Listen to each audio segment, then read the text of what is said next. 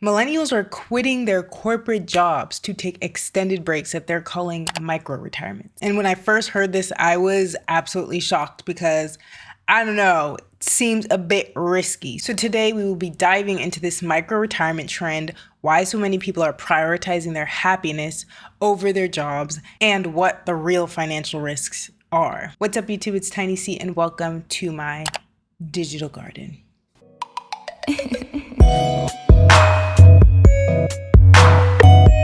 So this trend isn't just about taking time off, it's signifying a larger cultural shift that we are seeing in society. Millennials are really challenging the work-first mentality that a lot of the older generation used to have. And they're asking themselves, is the grind really worth it? Should I be breaking my back just for a check? Or should I be prioritizing my own life? And with the rise of people quitting their corporate jobs in favor for lower paying jobs that make them happier, this trend is not a shock at all. For years, the corporate culture made it a bit difficult for people to take these extended breaks in their careers. And the American culture really has centered around this toxic productivity. You have to constantly be working, constantly be doing something and contributing. Paid time off also wasn't a norm until the Family Medical Leave Act was passed in 1933. And with this, some companies were forced to give people sick time, but that still leaves 28 million Americans that are not given vacation or holiday paid time off. We've really just created this culture in America where taking any time off is stigmatized. People begin to feel guilty. They feel like there's a risk to their career if they do decide to take any time off. And so largely people just don't want to do it. And millennials are very tired of the culture that has come before them, and they want to switch it up. They're especially not content with the idea of working nonstop and then finally getting to enjoy life when you're 65. It just doesn't resonate with them anymore. So this is where the idea of micro-retirement comes into play. Get your fucking ass up and work. It seems like nobody wants to work these days. Young professionals opt for micro-retirement, sacrificing $600K in future retirement savings. Very interesting off the bat. So, as the Wall Street Journal puts it, those taking micro-retirements are borrowing years of freedom from their future selves to enjoy some of their retirement while they are still young. This trend is particularly prominent among individuals in their 20s and 30s. Instead of banking their earnings towards a distant retirement, they want to take a break now while they're young and may be able to enjoy it more.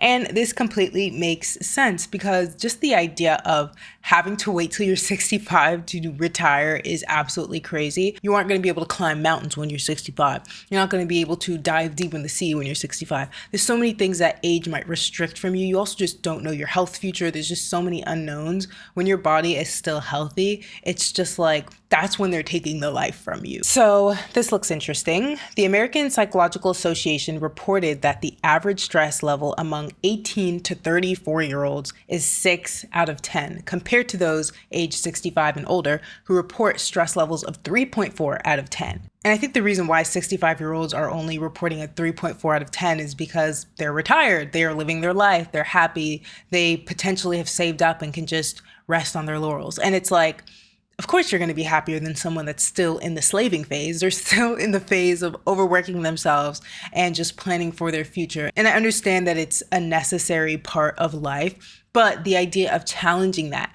like maybe it can look different for us. Maybe we shouldn't have to be slaving away at the best times. Maybe there's a way that we can integrate some fun in between all the stress. Younger generations with high stress levels are more prone to burnout, which fuels the desire to take a micro-retirement and recharge. We are seeing a huge issue of burnout to the point where people are quitting corporate jobs, quitting high-paying jobs in order to pursue things that are just less stressful. And there are repercussions to quitting high-paying jobs. For one, you have less money to go out and have fun, but also you're not putting as much away in your 401k to enjoy when you are older. But I think the point is that they care about their happiness right now so much that they're willing to risk it a little bit in their future just to be happy right now. And so this is a huge trend that we're seeing because of burnout, because people are just extremely tired from the stresses of corporate jobs and just jobs in general. And so this is an interesting story about a 31-year-old marketing professional, Dana Saperstein. Saperstein? I don't know if I'm pronouncing that right. Saperstein, we're going to say Steen. Saperstein left her job to hike the Pacific Crest Trail for 6 months. If I keep working myself to the bone until 60 years old, I might physically never be able to hike the 2,650-mile Mexico to Canada trail, she told the Journal. Saperstein and her fiancé saved $60,000 for their trip, and during that time, she suspended her retirement savings and car insurance and sublet her apartment to cover the rent. She said she'd rather prioritize spending money and time on experiences than buying a home they are tied to. Saperstein's experience highlights some of the sacrifices micro-retirees are committing to. In this example, we're able to see that she saved up $60,000 for this micro-retirement phase of her life. And this is something that might not seem feasible to everyone or be feasible to everyone, because $60,000 is a lot of money and not everyone might be willing to use it on a year off. This was even to the extent that she was going to put off buying a home in order to have this experience. So to me, it really shows that these millennials, these people that are interested in the micro retirement, they are really willing to sacrifice some things in order to be a bit more gratified and happy in the moment. And personally, I don't know, I understand it, but I feel like the risk of the future, just the risk of it all makes me slightly more hesitant, makes me slightly more concerned, but I definitely understand the sentiment. And I more so would push for, is there a safer way to do this? Is there a way to do this that, I don't know, that you don't have to sacrifice buying a house, sacrifice savings towards a house? Like 60,000 can be put towards a house. So there's definitely pros and cons at this phase. It depends what your priorities are in life. And then here we see, despite the financial risks, individuals like Saperstein believe the benefits outweigh the costs. An extended break from work can provide much needed time to recharge and focus on what one wants from life. It may even propel some towards a new career path. And the idea that it might propel them towards a new career path as well is something interesting that I've also been seeing with the rise of freelancing, remote work, these sorts of things that allow you to be able to do this more long term. Estimated 64 million Americans, or 38% of the US workforce, did freelance work last year, up by 4 million people from 2022, according to a 2023 study from Upwork Research Institute. Those freelance workers contributed to nearly 1.3 trillion in annual earnings to the US economy. This is definitely becoming a career option. It allows you to travel more, allows you to be in Spain, but still be working. So we're seeing an upkick in people deciding to do this, and it is a viable option for people that have a skill that can be translated to freelance. But it's also something that younger people can consider when they're going to college. Is this something I can do remotely or as a freelance worker? And there are some risks to being a freelance worker. It's not all peaches and cream. You're dealing with your own health insurance. You're dealing with putting your own 401k and savings away. So there are some risks there, but we're seeing a rise in it. And I think it's because people are valuing flexibility more. They're valuing that work-life balance. And when you're in charge of your own schedule, then you're able to do that a bit more. This is another way that people can take part in this micro retirement thing, because if you are a freelancer, you're in charge of your own work schedule and when you take gigs and when you don't take gigs. And so you might be able to take longer breaks in between those periods. And it makes it a bit more accessible for people that aren't able to just save $60,000 and then take the whole year off. It also found that more than half of all Gen Z professionals surveyed did freelance work, compared to 44% of millennials, 30% of Gen X, and 26% of boomers. Gen Z represents the fastest growing generation of workers, which is increasingly rejecting conventional 9-to-5 jobs and embracing freelancing as a career choice. So yes, this is 100% growing, especially with people that are younger. And we're seeing 44% of millennials taking part in it. So I think it's just going in line with this shift that we're seeing in society. I found this TikTok of this girl talking about why she decided to take a micro retirement. I heard the term micro retirement today, and it's basically where throughout your career, you take time off instead of waiting and deferring until you're older to take all of your retirement. And I am in a micro retirement right now. I actually took off 6 months ago from my corporate job, and I've just started interviewing again. I planned on taking 6 months to a year off, and I have never felt better. I've never felt healthier. I've never felt more rested. It's been amazing. I highly recommend it. If you have questions about it, how I prepared for it, how I did it, why I'm doing it, let me know. And I will say, I'm interviewing with some of the top companies in tech right now, and none of them seem to care that I've taken time off. All of the people I've spoken with have been like, I really want to do that. I should plan on doing that. I think our world is changing, and people and millennials who are in leadership roles are really starting to respect our need to take time off, recuperate, work on our physical and mental.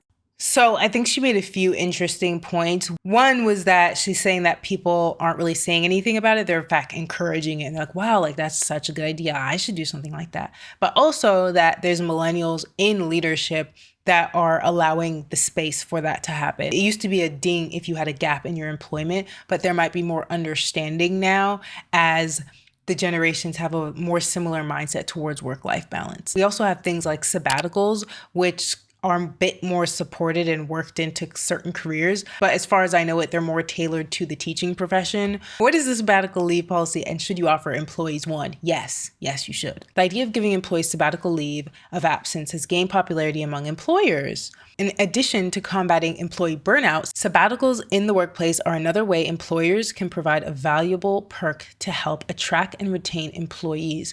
100% this would attract and retain employees. If I saw that a sabbatical was a part of the employee perks, you better believe that would make me want to interview at that company. So what is a sabbatical? A sabbatical is an extended period away from work granted to an employee for study, travel, or personal growth. It can be paid or unpaid, ranging from a few weeks break to a month-long period away from work. It's to give employees a significant break from their work, allowing them time to recharge, pursue personal interests, and achieve goals. Apparently there's some challenges to providing sabbaticals, which is probably why most employers don't provide this. One significant drawback of sabbatical leave is the potential disruption to workflow. When employees take a sabbatical, their duties may be redistributed among remaining team members, leading to increased workloads and possibly affecting morale and productivity. Understandably, employees may not welcome the added tasks associated with covering the work of their absent colleague. Employers must also consider whether these employees risk reduced productivity in their own roles as they shoulder the duties of their absent team members. There's also risk of the employee not returning after the sabbatical. This is especially true if the sabbatical allows employees to explore new ventures or career paths they find more fulfilling. There's a few things to think about on the employer side of why they don't implement these things. Like, yeah, putting the load on someone else while still holding your position within the company. There's just a lot of things that they would have to work out, but it's definitely not unheard of. I know people personally that are kind of taking a sabbatical in a sense. I mean, they're still working, but within their own company, they're able to learn a new trade. And currently the team members are taking over their work. And there was that stress of like, oh no, I'm putting all this work on my other team members to potentially end up leaving and moving to this different team if I end up liking it more. But I think the idea that the company is even supporting this is so great and it's so nice, and it's a luxury that most people do not have. But I do see the risks associated with offering employees sabbatical leave and just the logistics of it all. It's not going to be feasible for every company to do unless you are a huge corporation. We have to discuss some of those risks so that if people are going to do this, they know what to expect. According to this website, Brighton Securities, these are some of the key considerations that you might want to take before you do your micro retirement. Financial cushion. Do you have sufficient savings to cover living expenses, health care, and other costs during your time off? A lot of people are having to penny pinch, so to speak, in order to save for these sorts of things. So that's just what you have to consider. Like saving $60,000, and then just using it all, it's scary. So you're going to want to find ways, subletting your apartment, doing these little things, maybe even picking up gigs here and there during the micro retirement so that you're saving enough money and sustaining your life during this phase. Retirement contributions. Can you continue to contribute to retirement accounts during your break? If not, consider how much you'll be missing in terms of contributions and compound interest. Calculate the potential impact on your retirement timeline. And in this other article that we were looking at, they sort of gave an overview of how much money you would be losing if you decided to do this. According to Julie Everett from Financial Finesse, taking multiple breaks throughout one's career could result in about $600,000 less in retirement funds by age 65. This estimate is based on a scenario where a 30-year-old earning $90,000 annually, contributing 15% to a 401k, takes several career breaks, and then returns to work at the same salary. These financial implications could also lead to individuals needing to delay retirement and then work longer to get the savings required for full retirement, which is a real thing that you'd have to consider. How are you going to continue to contribute? And if you're not going to do that, understand that you might have to work a little bit longer in the future to make up for that. The next one is career reentry. Are you in an industry where taking time off won't negatively affect your future earning potential? Consider how easy or difficult it may be to reenter the workforce at the same or higher salary. Now, with career reentry, like the girl said in that TikTok, I think that it might not be as bad as we think. Yes, there's definitely still a stigma. We're not going to sit here and say there isn't, but that might be shifting. Skill relevance. Will your skills remain relevant if you take a break? In fast-changing industries like tech, staying up to date on trends and new tools may be challenging after an extended absence. This, I think, is really easy to avoid if you just continue studying during your break. Just because you take a break doesn't mean you completely clock out from learning. You can still stay up to date on articles, watch YouTube videos. There's so many ways to learn now. Learning is so accessible. Even if you take a year, 6 months off, you can easily keep up to date with your career and with the skills that you have. The next one is healthcare. Health insurance is a significant cost. Ensure you have adequate coverage during your break, as gaps in coverage can be financially disastrous in the event of a health crisis. Opportunity costs. Finally, consider the opportunity cost of taking a break. Are the short-term joys of travel, pursuing hobbies, or focusing on personal growth worth the potential long-term consequences? This is a highly personal decision that requires careful financial planning. This won't be something easily available to everyone, although I think anyone could make it work. It's probably going to be easier for certain people. So weighing those pros and cons will be very important.